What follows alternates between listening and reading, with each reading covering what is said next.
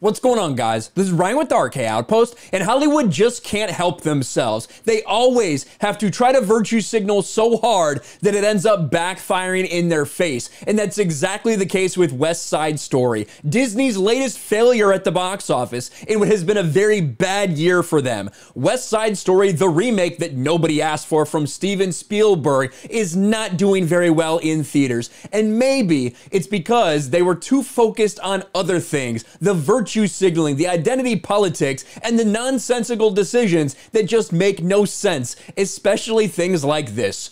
Steven Spielberg refused to use subtitles in West Side Story and, quote, give English the power over Spanish.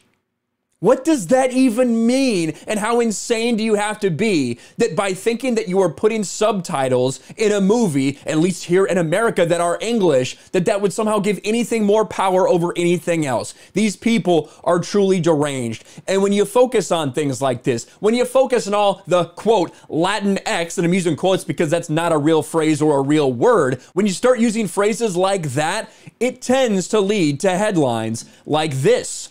West Side Story isn't kicking up with a $10 million opening. What about this? Spielberg's West Side Story opens to tepid box office receipts. West Side Story has disappointing box office opening, and it goes over and over and over again. Another Disney flop, another thing that is potentially on track to lose money for Disney in the box office in what has been a very, very bad 2020. It doesn't matter if you're talking about Marvel, you're talking about animated shows, it doesn't matter. When it comes to the box office, it has been a disaster for Disney, and things like this aren't going to help. Steven Spielberg's West Side Story has received universal acclaim, starting off awards season on a strong note. Literally, nobody cares about what kind of awards it won. What people do care about is the audience reaction and the box office reaction. The director made a key creative decision in the film to not subtitle any of the Spanish dialogue. Are you gonna do it for release outside of the United States? That's my question. What about overseas, anywhere? Or are you just gonna do in China? Not that it might release in China, I have no idea. But if it releases in China or Japan, you're not gonna do any subtitles. You're just gonna let them speak in Spanish.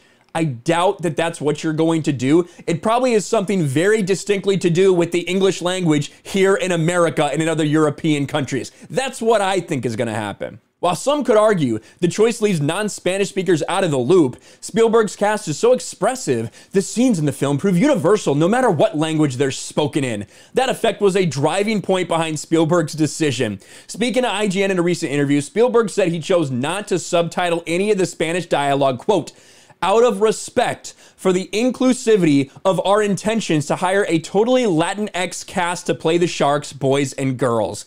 That was a mandate I put down to Cindy Tolan, who cast the movie, that I wasn't going to entertain any auditions that aren't parents or grandparents or themselves from Latinx countries, especially Puerto Rico. We looked a lot in Puerto Rico. We have 20 performers in this film from Puerto Rico, or they're, I don't know what this word is, New Yorican, like a New York Puerto Rican. Is that what that's supposed to mean? This was very important. It goes hand in hand with my reasoning for not subtitling Spanish. If I subtitled the Spanish, I'd simply be doubling down on the English and giving English the power over the Spanish. This was not going to happen in this film. I needed to respect the language enough not to subtitle it.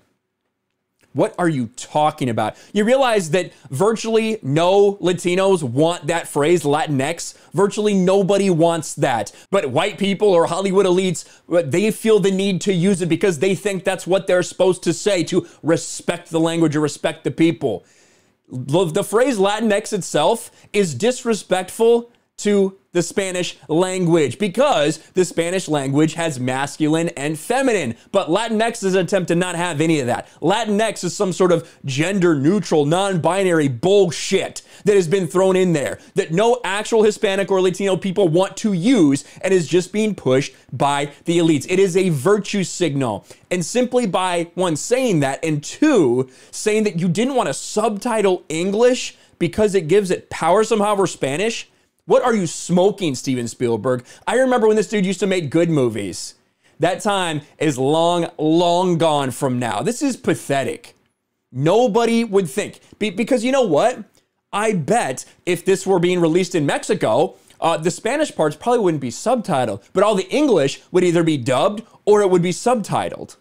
Because that's what makes sense. And I know you don't like to hear it because for some reason people don't like this about America, but the vast majority of people in this country speak English. There's nothing wrong with that. There's nothing terrible about that. And English, you know, it comes from Europe, just like the Spanish language comes from Europe. This is nonsensical and this is stupid, but it is, again, woke Hollywood making a stupid decision that's going to alienate a large section of their fan base, which is going to result in it flopping just like it has. Because no way to spin it. You got to see what happens when Christmas comes up. But right now, this is on track to be another Disney flop because they put identity politics over everything else. Get woke, go broke. Steven Spielberg and Disney are going to find that out once again. Let me know your thoughts about all this in the comments below. Smash a like button, subscribe to the channel, ring the bell for notifications, share this video out there, and I'll talk to you later. Thanks for watching, everyone. And a huge shout out to my patrons. I appreciate you guys so much. Want to follow me on Twitter or Instagram? Check out the description below. You'll find links to my P.O. box and my Patreon as well. And I'll talk to you guys later.